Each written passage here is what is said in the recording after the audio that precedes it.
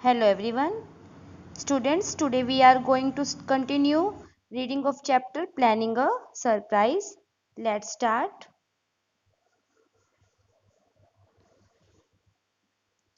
Let Marmy think we are getting things for ourselves and then surprise her. अब वो girls बातें कर रहे हैं कि मार्मी मतलब उनकी मदर सोच रही है कि हम अपने मतलब we are getting things for our self भी हम अपने लिए कोई ना कोई सामान सोच रहे हैं और फिर उन्हें सरप्राइज करेंगे. We must go shopping tomorrow afternoon. हमें कल दोपहर को शॉपिंग के लिए जरूर जाना पड़ेगा. मैग मैग बोल रही है कि कल हमें शॉपिंग के लिए जाना पड़ेगा. There is so much to do about the play for Christmas night. Said Jo कहती है कि said Jo marching up and down मतलब with her hands behind her back and her nose in the air. जो है वो up and down marching करते हुए मतलब आगे पीछे चलते हुए अपने हैंड्स को पीछे करते हुए कहते हैं कि हमें बहुत कुछ करना है क्रिसमस के लिए. जो हम प्ले तैयार कर रहे हैं उसके लिए क्रिसमस नाइट के लिए हमें बहुत कुछ करना है. I don't mean to act any more after this time. I am getting too old for such thing, observed Meg, who was as much a child as ever about dressing up frolics. जो Meg होते हैं वो बोलते हैं कि I don't mean to act any more after this. भी अब मैं इस एक्ट के लिए मतलब मैं और कुछ नहीं कर सकती. आई एम मतलब नहीं करना करूँगी. I am getting too old for such. भी अब मैं इन सब चीज़ों के लिए बहुत बड़ी हो गई हूँ. वो ऐसे ऑब्जर्व करती है मैग जो कि एक बच्ची होती है और उसकी जो ड्रेसिंग सेंस होती है वो प्ले वे फ्रॉलिक्स का मतलब होता है प्ले वे में मतलब कि खेल खेल में जो ड्रेसेस पहनते हैं मतलब उस तरह से ड्रेसिंग सेंस होती है उसके. वो कहते हैं कि अब मैं इन सब चीज़ों के लिए काफ़ी बड़ी हो गई हूँ इसलिए मैं I don't mean to act. भी अब मैं कोई एक्ट नहीं करूँगी मेरे according. You won't stop I know as long as you can trail round in a white gown with your hair do and wear gold people jewellery. अब उसकी sister बोलती है जो कह रही है कि नहीं तुम नहीं रुकोगी क्योंकि मुझे पता है कि जब तक तुम ट्रेल का मतलब होता है कि नीचे निशान छोड़ देना. भी जब तक कि तुम वो डालोगे वाइट गाउन डालोगी लॉन्ग और अपने बालों को नीचे छोड़ के नीचे लंबा खुला छोड़ के और अपनी और गोल्ड पेपर ज्वेलरी पहन के जब तक तुम नीचे निशान नहीं छोड़ दोगी तब तक तुम नहीं रुकोगी. You are the best actress we have got and there will be an end of everything if you quit the board said जो कहते हैं कि तुम जितने भी हम सब में से तुम सबसे बेस्ट एक्ट्रेस हो और अगर तुम ही मतलब कि तुमने ही नहीं प्ले किया तो सब कुछ खत्म हो जाएगा. If you quit the board का मतलब यहाँ पे स्टेज है. भी अगर तुम ही नहीं प्ले में पार्ट नहीं लिया तो फिर कुछ रहेगा ही नहीं क्योंकि तुम ही सबसे बेस्ट एक्ट्रेस हो. We ought to rehearse tonight और हमें आज रात को रिहर्सल करनी चाहिए. Come here Amy and do the fainting scene for you are a stiff as a poker in that. वो कहते हैं कि एमी को भी एमी तुम आओ और तुम्हें एक फेंटिंग सीन करना है. फेंटिंग सीन का मतलब बेहोश होने का सीन करना है क्योंकि तुम ऐसे स्टिफ का मतलब सख्त.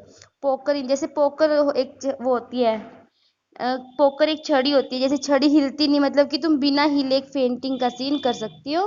वो एमी को कह रही है. I don't see how you can write and act such splendid things जो भी आई डोंट सी मैं ये नहीं मतलब मैं ये नहीं देख पाती कि तुम कैसे इतने शानदार थिंग्स लिख पाती हो जो. You are a regular Shakespeare exclaimed Beth कह रही कि तुम तो बिल्कुल शेक्सपियर की तरह हो. तुम इतने अच्छे प्ले लिख लेती हो इतने शानदार उसमें एक्ट लिख लेती हो. who firmly believed that her sister were gifted with wonderful genius in all things. वो बिलीव करते कि उसकी हर सिस्टर के पास अलग अलग तरह की एक अलग अलग क्वालिटी है जो मतलब कि अद्भुत गिफ्टेड है मतलब कि भगवान के द्वारा दी गई अलग अलग अच्छी क्वालिटीज है उसकी हर सिस्टर के पास. Pleased by her sister's compliment Jo got ready to play the part from her favourites play. अपनी बहन के द्वारा कॉम्प्लीमेंट देने पर जो खुश हो जाती है और तैयार हो जाती है प्ले करने के लिए उस पार्ट फ्रॉम द हर जो उसकी फेवरेट प्लेज होते हैं उनमें से एक पार्ट करने के लिए वो तैयार हो जाती है. Is that a dagger that I see before me. क्या ये वही डैगर है जो मैं अपने सामने देख रही हूँ. डैगर का मतलब होता है कि नाइफ छुरी type knife. She मटर्ड rolling her eyes and clutching at the air as she had seen a famous tragedian to do. वो बुड़बुड़ाती है अपनी आंखों को गोल घुमाते हुए, जैसे हवा को पकड़ने की कोशिश कर रही हो, जैसे उसने किसी जैसे as she had seen a famous tragedian do, भी ऐसी एक्टिंग करती है जैसे उसने किसी सीन को ऐसे करते हुए देखा था। जो ट्रेजिडी होती है उसका कोई रोल प्ले करते हुए, जैसे किसी पर्सन को उसने देखा हो, वो ऐसी एक्टिंग करती है। No, it is the toasting fork with mother's shoe on it instead of the bread. नहीं, ये सिर्फ एक टोस्टिंग फोक है। टोस्ट मतलब टोस्ट पे लगाने के लिए जो फोक यूज करते हैं वो है, with mother shoe on it, जिसके ऊपर मदर के शू के ऊपर लगाना है इंस्टेड ऑफ ब्रेड, ब्रेड की बजाय। Bad stage stuck cried Meg and the rehearsal ended in a general burst of laughter. Beth की जो स्टेज है वो हिट हो जाती है, मतलब कि मैग चिल्लाती है भी हिल गई है। एंड रिहर्सल जो है वो चारों बहनें हंसने लग जाती है, हंसी हंसी के टाइम, मतलब हंसते हुए वो इस रिहर्सल को एंड करती है। Glad to find you so merry, my girls, said a cheery voice at the door, and actress and the audience turned to welcome a tall motherly lady with a "Can I help you?" look about her, which was truly delightful. तभी जब वो उनकी rehearsal खत्म होते तभी उनको खुश हो, glad to find so merry girl, मतलब लड़कियों को इतना खुश देखकर तभी एक खुशी की आवाज आती है, बड़ी चीयरफुल आवाज आती है दरवाजे से। और तो एक्ट्रेस और ऑडियंस सभी मतलब उसके वेलकम के लिए अपनी मदर के वेलकम के लिए खड़ी हो जाती है, मतलब मुड़ जाती हैं। तो उनकी मदर हंसते हुए पूछते हैं, कैन आई हेल्प यू, क्या मैं तुम्हारी कुछ हेल्प कर सकती हूँ? जो जब विच वॉज ट्रूली डिलाइटफुल, जो सच में बहुत खुश होती है, मतलब बड़ी वो खुश होती है गर्ल्स को देख के, हंस रही हैं खेल रही हैं, तो उनसे पूछते हैं क्या मैं तुम्हारी कुछ हेल्प कर सकती हूँ? शी वॉज नॉट एलिजेंटली ड्रेस्ड, एलिजेंटली का मतलब होता है कोई बहुत सुंदर या रमणीक, भी उसने कोई बहुत अच्छी ड्रेस नहीं पहनी होती, but a Nobel looking women, एक नोबल लुकिंग वुमेन लग रही होती है। And the girls thought that the grey clock and unfashionable bonnet cover the most splendid mother in the world. और जो लड़कियां हैं वो क्योंकि उसकी मदर ने एक लॉन्ग गाउन सा पहना होता है, तो उसकी लड़कियां वो सोचती है जैसे कि ग्रे क्लॉक होता है, मतलब कि जो ज्यादा वो ना हो, देखने में सुंदर ना हो और सिंपल सा हो।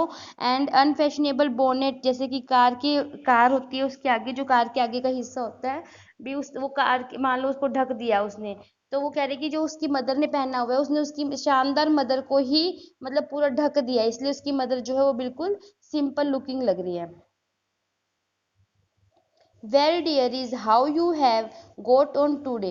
अब वो पूछती है भी अपनी बेटियों से भी, डियर इज मतलब प्यारी बेटियों कह लो, प्यारी बेटियों आज तुमने क्या किया, how you have got on today. There was so much to do getting the boxes ready to go tomorrow. वहाँ कल मतलब कल के लिए बॉक्सेस तैयार करने के लिए बहुत कुछ काम था करने के लिए। That I didn't come home to dinner, इसलिए मैं रात को खाने के लिए घर पर नहीं आई। हैज एनीवन कॉल्ड बैथ, क्या किसी ने बैथ को बुलाया है? How is your cold Meg, वो मदर पूछते मैग से तुम्हारा कोल्ड कैसा है? Jo you look tired to death, वो जो से कहते कि तुम इतनी थक रही हो जैसे कि बिल्कुल ही मरने वाली हालत हो रही है। कम एंड किस मी बेबी, आओ और मुझे किस करो, वो अपनी बेटी से कह रही है। While making these maternal inquiries, Mrs. March got her wet things off her warm slippers on and sitting down in the easy chair।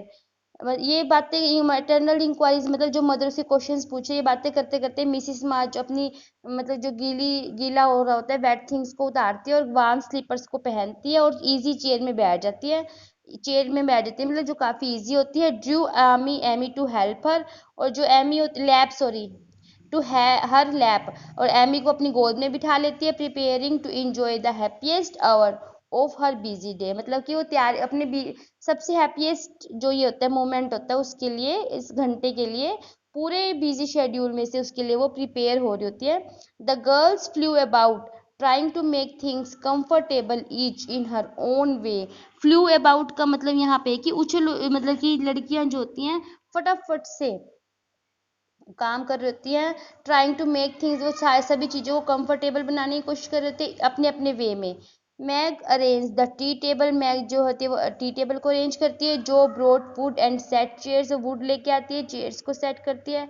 Dropping over turning and clattering everything she touch, मतलब किसी चीज सामान को उठाना, किसी इधर से इधर रखना, एंड क्लैटरिंग मतलब हर चीज को, जो भी चीज को वो टच कर रही थी उसमें से आवाज आ रही थी खटखट की, जैसे कोई सामान उठा के इधर से इधर रख रही है, ठीक तरह से सेट कर रही है, तो उसमें क्लैटरिंग, ठक ठक की जैसे आवाज आ रही थी। Beth trotted to and fro between the parlour and the kitchen. Trotted का मतलब होता है उछल उछल कर चलना, उछल उछल कर धीरे धीरे चलना, मतलब खेल खेल में जैसे बच्चे चलते हैं। जो बेथ है वो ऐसे उछल उछल कर चल रही थी पार्लर और किचन के बीच में। यहाँ पार्लर से मतलब यहाँ पे ड्राइंग रूम से है, मतलब कि वो ड्राइंग रूम और पार्लर के बीच में इधर से सामान उधर रख, इधर से उधर रख, इस तरह सेटिंग कर रहे थे। Quiet and busy while Amy give directions to everyone, मतलब वो सभी शांत और वो शांति से और बिजी बिजी थे, बिजी और शांत थे, और वाइल जो एमी थी वो उनको सिर्फ डायरेक्शंस दे, मतलब कि बैठी बैठी सजेशंस दे रही थी। As she sat with her hands folded, और वो चुप बैठ के अपने हाथों को बांध के बैठी थी और सजेशंस दे रही थी या डायरेक्शंस दे रही थी भी ऐसे करो ऐसे करो। As they gathered about the table, जैसे ही वो टेबल के पास इकट्ठी होती है, मिसिज मार्च सेड, मिसिज मार्च कहती है with the particularly happy face, मतलब उसका एक बहुत फेस पे उसकी विशेष तरह की खुशी होती है। I have got a treat for you after supper, भी मैं तुम्हें, तुम्हारे लिए मेरे पास एक ट्रीट है रात के खाने के बाद। A quick bright smile went round like a streak of sunshine. Streak का मतलब होता है पतली लाइन या सूरज की जो किरण होती है, भी इस तरह से एकदम से एक बड़ी तेजी से जल्दी से एक ब्राइट स्माइल सबके फेसेस पे आ जाती है। बैथ क्लैप्ड हर हैंड्स, बैथ जो है क्लैपिंग करती है अपने हैंड से। Regardless of the biscuit she had, वो उसकी बिना परवाह के, उसके हाथ में बिस्किट होते हैं वो उसकी भी परवाह नहीं करती कि वो गिर जाएंगे। रिगार्डलेस का मतलब होता है बिना परवाह किए। एंड जो टोस्ड अप हर नैपकिन, जो है वो उछाल कर अपना नैपकिन उसमें डाल देती है, घेर देती है, उछाल देती है, और फिर चिल्लाती है एकदम से, a letter 3 cheers for father. एक लेटर, वो तीनों एकदम खुशी से बोलते हैं भी फादर के लिए, भी फादर का लेटर है। Yes a nice long letter, हाँ एक सच में एक अच्छा लेटर। He is well and thinks he shall get through the cold season better than we feared. उसकी मदर कहते हैं कि हाँ वह ठीक, मतलब तुम्हारे फादर जो हैं वो ठीक हैं, और वो सोचते हैं कि he shall get through the cold season better, मतलब वो इस सीजन को निकाल लेंगे अच्छे तरीके से, जितना जैसे कि हम डर रहे थे उससे अच्छे तरीके से उनकी सर्दी निकल जाएगी। He spends all sorts of loving wishes for Christmas, उन्होंने मतलब कि सेंड्स वो भेजते हैं हर तरह की विशेस, मतलब कि क्रिसमस के लिए। And special message to you girls, और एक स्पेशल मैसेज दिया है तुम्हारे लिए, सैड मिसिज मार्च। मिसिज मार्च कहती है patting her pocket as if she had got a treasure there, और अपनी मतलब कि अपनी पॉकेट को इस तरह से, पैटिंग मतलब थपथपाना, जैसे उसमें कुछ खजाना छिपा हुआ है। I think it was so splendid of father to go as chaplain when he was too old to be drafted and not strong enough for a soldier, said Meg warmly.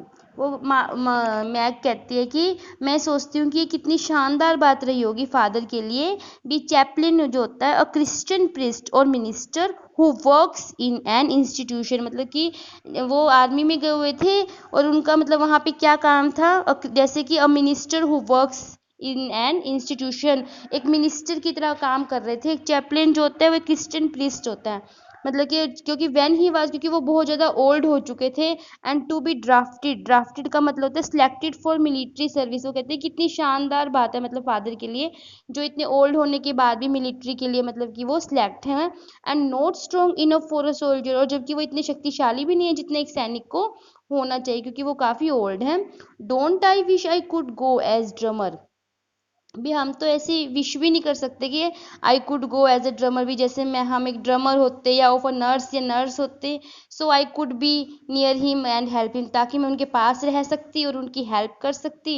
Exclaimed जो जो कह रही है कि हम ऐसा, मतलब कि जो ये कह रही है कि हम ऐसा विश भी नहीं कर सकते कि हम ड्रमर होते, नर्स होते, या जिससे हम उनके पास रह के उनकी हेल्प कर सकते। विद द ग्रोन, मतलब दुख भरी आवाज से, ग्रोन मतलब कराहने की आवाज से वो ऐसे सोच रही है, कह रही है, it must be a very disagreeable to sleep in a tent and eat all sorts of bad tasting things and drink out of a tin mug sighed Amy. Amy कहते हैं कि कितना इट मस्ट बी वेरी, मतलब कि कितना असहनीय होगा, असहमत रूप से, मतलब कि कोई सोना पसंद करता है, असहमत होते हैं, it must be very disagreeable, असहनीय कह लो, to sleep in a tent, एक टेंट में सोना, और बैड टेस्टिंग चीज़ों को खाना, और मग जैसे टिन के मग में कुछ पीना, साई आमी मतलब कि लंबी सांस लेकर बोलती है, अभी कितना डिसएग्रीएबल है ये सब करना।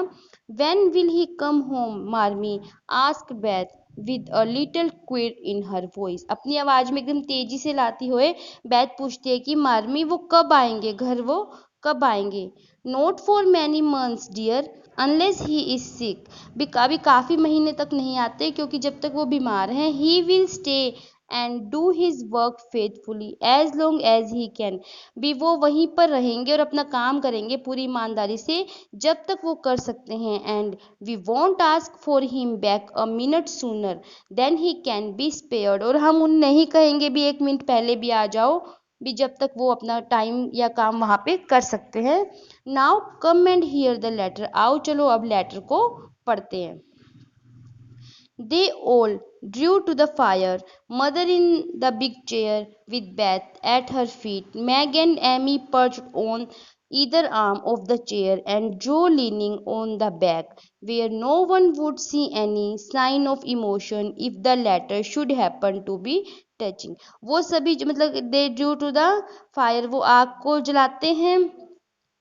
मदर जो चेयर पे बैठती है, बैथ के साथ बैथ मदर के फीट में, पैरों में बैठ जाती है, और दोनों जो सिस्टर्स होती हैं वो दोनों चेयर पे, मतलब चेयर की जो आर्म्स होती है उन पे बैठ जाती है, एंड जो लीनिंग ऑन द बैक, और जो है वो पीछे से झुक जाती है, वे ताकि वहाँ से कोई भी उनको उनके इमोशंस को ना देख सके। अगर मान लो वो कहते हैं कि अगर लेटर मान लो कुछ ज़्यादा टचिंग हुआ तो कोई उनके इमोशंस को देख ना सके, इस तरह से वे खड़ी हो जाती हैं। Very few letters were written in those hard times, उस टाइम बहुत थोड़े लेटर्स लिखे जाते थे। That were not touching especially those, और ना वो इतने टचिंग होते थे, especially those which fathers sent home, जो मतलब कि फादर्स घरों में भेजते थे, बहुत कम लेटर लिखे जाते थे। In this one, little was said of the hardships endured and the dangers faced, of the homesickness conquered। और इन दिस वन, इस लेटर में, in this one little was sad of the, इसमें बहुत कम बताया गया था उन मुश्किलों के बारे में, उन खतरों के बारे में, या जो उन्हें घर की कितनी याद आ रही थी, मतलब इन सब चीज़ों के बारे में, जो मतलब उन्होंने घर की से होम सिकनेस के ऊपर जो उन्होंने विजय पा ली थी, मतलब इन सब बातों के बारे में कम बताया लिखा हुआ था उन्होंने लेटर में। It was a cheerful hopeful letter full of lively descriptions of camp, ये एक बहुत खुशी वाला आशापूर्वक लेटर था जो पूरी मतलब full of lively description of the camp life, मतलब इसमें इस तरह से कैंप लाइफ को डिस्क्राइब किया हुआ था जैसे आमने सामने बात हो रही हो, मार्चेज एंड मिलिट्री न्यूज़, और मिलिट्री की न्यूज़ के बारे में। And the only at the end did the writer's heart overflow with fatherly love and longing for the little girls at home। बस लास्ट में उसके मतलब फादर के मन में एकदम पिता के प्यार वाली बात थी, ओवरफ्लो हो रहे थे, मतलब वो इमोशनल हो रहे थे। And longing for the girls at home, girls at home, और उनको लड़कियों की मतलब इच्छा करना, उनको देखना, ये सब जो है मतलब कि वो ऐसा एक्सप्रेस किया उन्होंने लेटर में। Okay students, okay student, we will continue this chapter in our next video। now now read this chapter, I have uploaded this chapter in 2 videos, and we will continue, I will continue this chapter in our next video। okay।